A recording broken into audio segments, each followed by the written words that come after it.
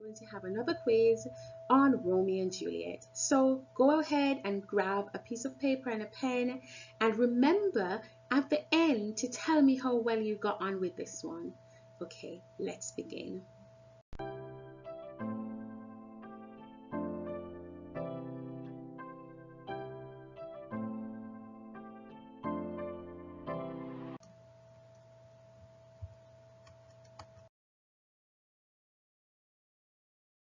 So question 1. How does the play present love? Please write your answer down, and as always, if you need to pause this video, just go ahead and do that and then write your answer.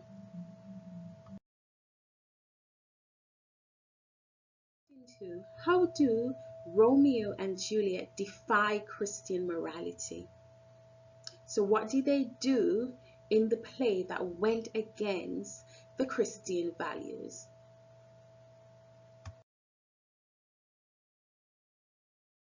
Question 3.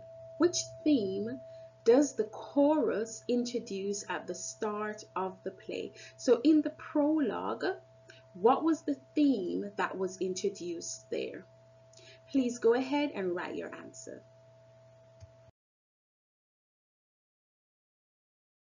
4. Which best describes the difference between the world of the nobles and the world of the servants? Write your answer.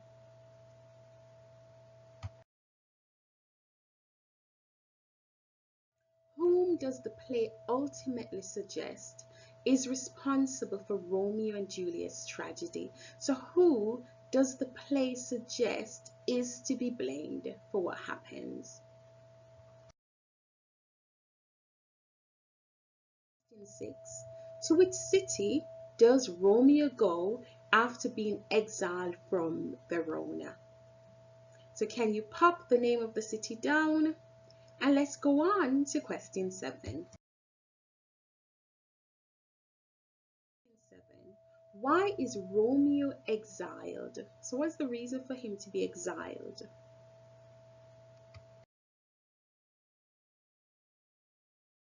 8. Who performs Romeo and Juliet's marriage? That's an easy one. I know you'll get that one. Question 9. Who is the fairy that Mercutio says visits Romeo in his dreams?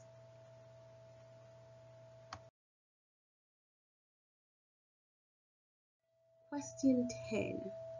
What does the nurse advise Juliet to do after Romeo is exiled? So what was her advice for Juliet? Right, we're going to go on. Let's check how well you got on with this one. How does the play present love?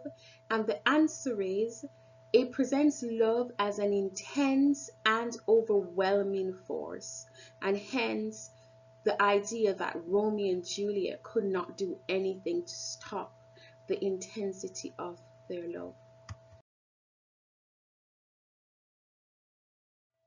How does Romeo and Juliet defy Christian morality?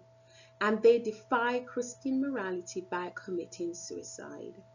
Because as we know, that's considered to be an unpardonable sin, committing suicide. Question 3. Which theme does the chorus introduce at the start of the play? And the chorus introduces the power of fate. So the idea that everything was already predestined to be. Which best describes the difference between the world of the nobles and the world of the servants? And the difference is grand gestures, so grand gestures on the part of the nobles, and simple needs versus simple needs on the part of the servants. Question 5. Whom does the play ultimately suggest is responsible for Romeo's and Juliet's tragedy, and the play suggests that it is society to be blamed. To which city does Romeo go after being exiled from Verona? And he goes to Mantua.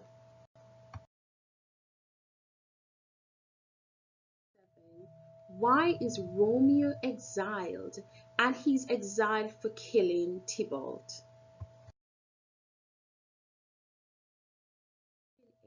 Who performs Romeo and Juliet's marriage? And Friar Lawrence was the priest who did that.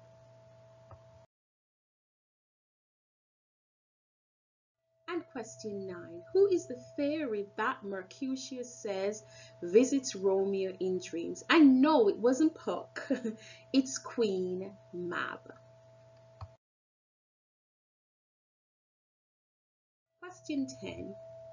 What does the nurse advise Romeo to do after Romeo? Question 10. What does the nurse advise Juliet to do after Romeo is exiled? And she advises Juliet to act as if Romeo is dead and marry Paris. So we've come to the end. Please let me know in the comments below how well you did. Bye for now.